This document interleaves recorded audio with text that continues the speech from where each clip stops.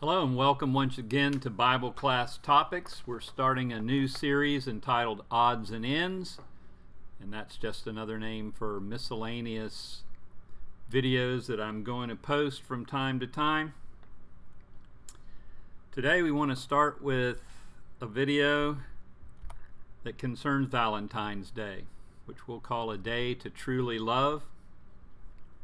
I'm recording this video on February 12th, 2019, so 2 days to go for Valentine's Day.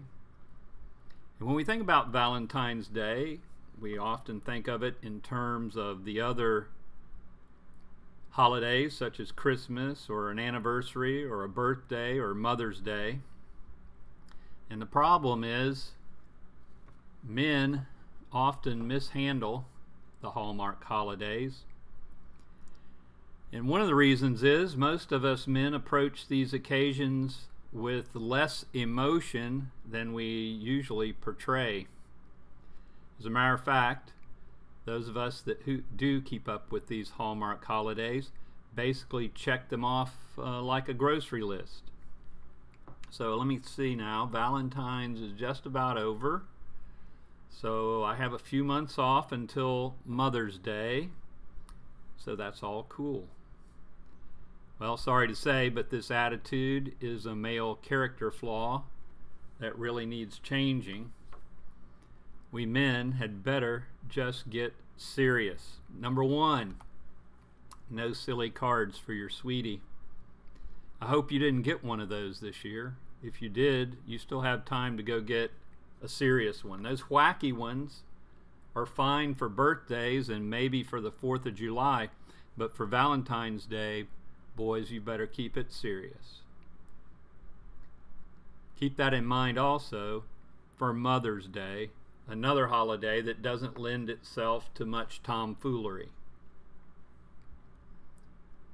Couples deserve their own holiday. I have no problem with that.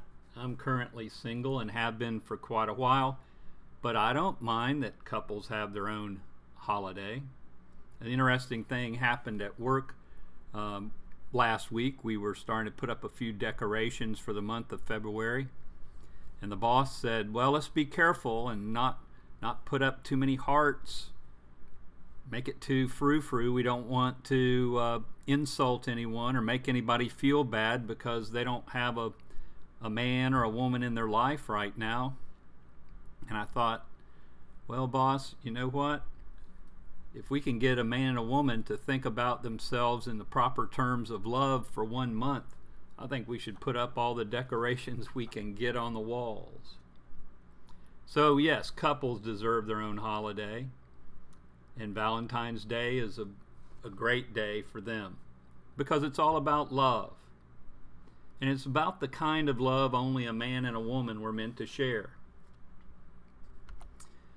Try as they might, most teenage couples have a hard time possessing the God-given bond formed when a man and a woman unite their lives. Now, I'm speaking from hanging out with teenagers for 40 years in the secondary math classroom. I've watched love take place day in and day out, and it rarely fits the bill of true love. It sometimes does occasionally, but rarely when it comes to teenagers and leaping hormones. So I often would tell them that what they possess is not love, but a model of love. And by that I mean a model in this context is a small, cheap plastic imitation of the real thing. Usually, when you talk to the boy, you find out he's more in lust than in love. And the girl is one who is in love, but I've noticed in my experience that often this love is more of the motherly variety. Well, we have the so-called sex education in the schools, and it's really not the answer to the problems caused by teenagers in love. It's more important to teach kids how to love than how to make love. If a child can learn to love, then it becomes more than just an emotion. And love, true love, is as much a teachable characteristic as cleaning your room and personal hygiene. For someone to truly have the kind of love for their mate that Valentine's Day was designed for, let's consider amending our human growth and development curriculum to include a unit on love.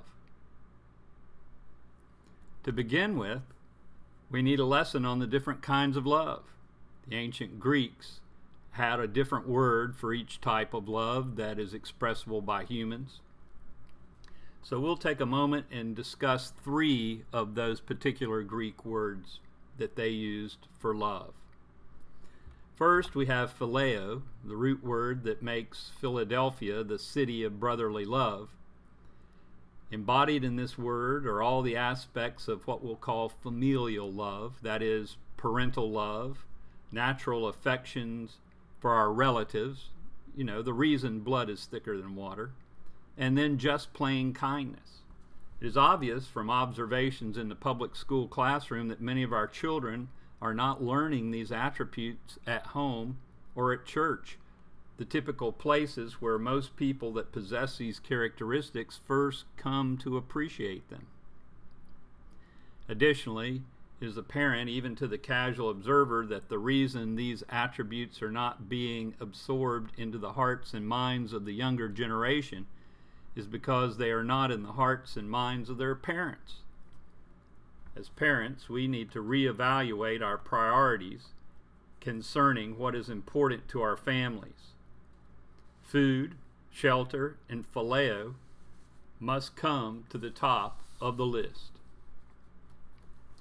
Possessions need to be moved down to a position that allows for everything else that pertains to love to take precedence. Time well spent with our children is the only way to teach them familial love.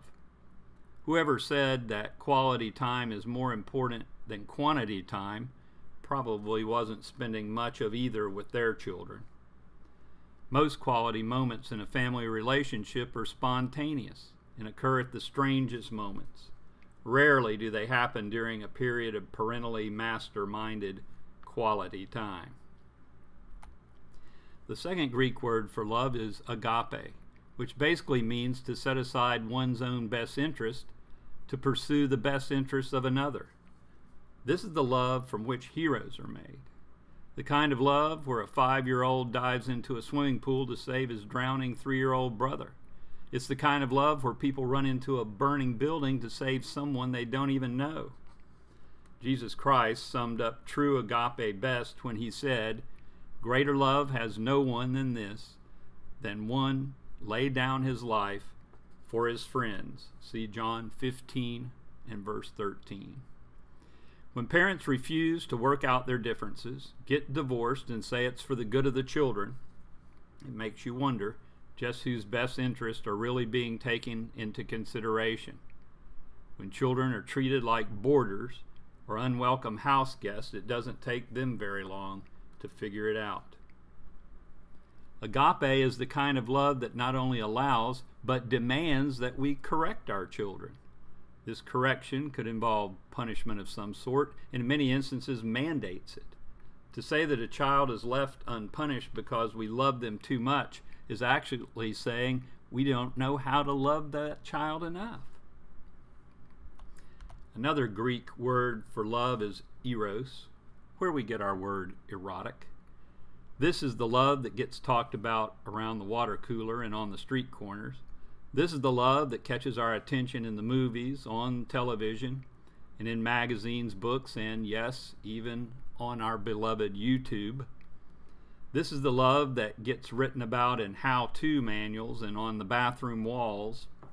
And yet, for our children's well-being, of the 3, it is the least important.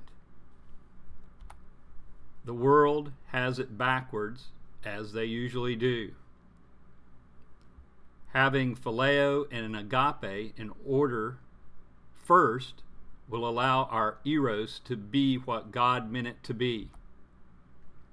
And what did God mean that type of connection between a man and a woman to be?